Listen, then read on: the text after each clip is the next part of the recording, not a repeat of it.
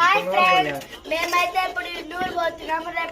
రేపు మేమైతే కొండకి వెళ్ళిపోతున్నాం. మీరు రికార్డ్ చేసి పెడతారు. మేము చూడండి కొండకి వెళ్ళే పత్రిక చూపించాం మొదటి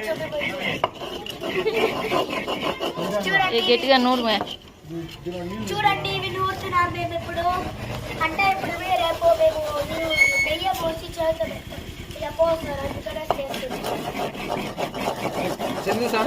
అందుకనే బాబు బొట్ల బాబుగా ఇలా పెట్టుకొని నెయ్యి పోస్తారు. ఇలా